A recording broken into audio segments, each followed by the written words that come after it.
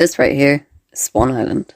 Now, it's kind of divided up into two parts. You have Orta and you have the rest of Swan Island, but Orta's not important. But here we go.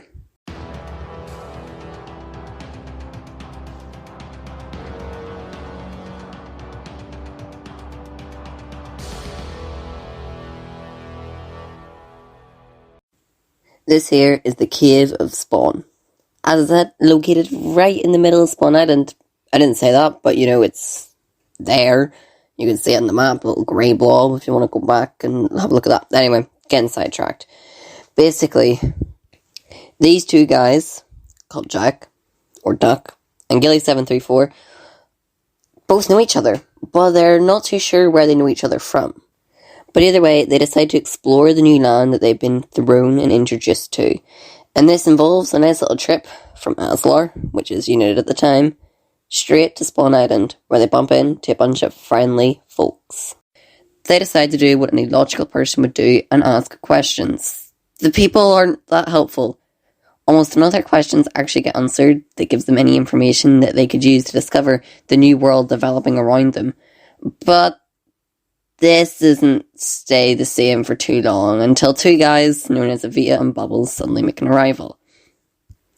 They're at first very, very shady about this whole situation, and don't give much hints about who they are or what they're doing here. However, Taylor has this strong belief that he knows who Bubbles is. Once again, went absolutely incredible for Taylor.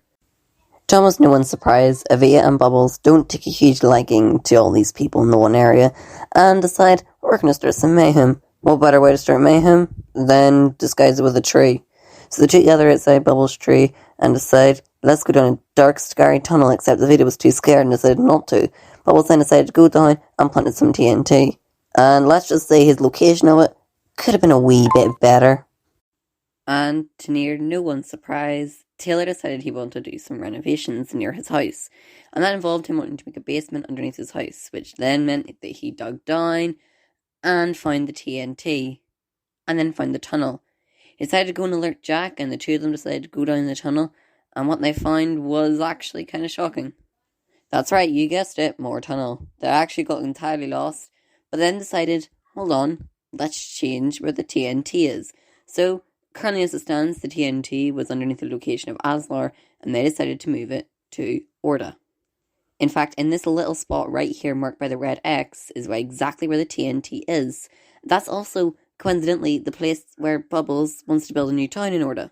Eventually, Jack and Taylor find their way to the tunnel and emerge at Bubbles' tree. A bit confused on who owned it until they read the sign. Right there, idiots, but they got there in the end. However, Bubbles would soon find them. Bubbles found them at the tree and was so annoyed that he decided that he would activate the TNT. And he was so confident, and he told Taylor to say goodbye to his house, which he was now aware. Taylor's house, you know, it was above the TNT. Bubbles knew at this point, right? Either way, though, to Bubbles' shock, a big explosion goes off. Devastation soon struck Orta. The country ran into panic and fear as a massive crater had just opened and released from the earth, thanks to the TNT, of course. Bubbles decided to call over Avita, and the fighting was about to commence. All four of them drew arms and were ready to start fighting. Bubbles and Taylor decided to take one half, whereas Avita and Jack decided to fight more closer to the tree. The two would go in a rotation battle, where they would rotate round the crater the odd time, one would jump over it. It then at some point became a chase scene where it was more Taylor and Jack running away from Bubbles and Avita, until finally a heavy blow was dealt by Avita. Avita would kill Jack. Taylor's only friend had now been killed, but thankfully the commotion committed from this gave him a chance to run away and save his own life before it became too late. To this day, it remains a mystery what happened to Jack's body. Some people like to speculate and say that his body got chucked into the pit and was then covered in dirt with no proper grave, but there isn't really any significant evidence that says 110% this happened. Another conspiracy is that Jack's body was burnt and not buried. Another one says that it was donated back to Aslar, where he got a proper memorial service. However, that begs the question, where is his grave now? So yeah, many theories about this whole situation, but the truthful answer is, we don't know. And we probably never will, as Bumbles and Evita don't really like to speak about the experience, and Taylor doesn't know what happened to the body either, and he has publicly come out and said that, by the way. World War I would very shortly break out, and many people like to blame this experience for the reason why Orda and Aslar began to hate each other. Which, I mean, can you blame them too much? Taylor's friend just got killed by the owner of Orda, so yeah, war was kind of inevitable.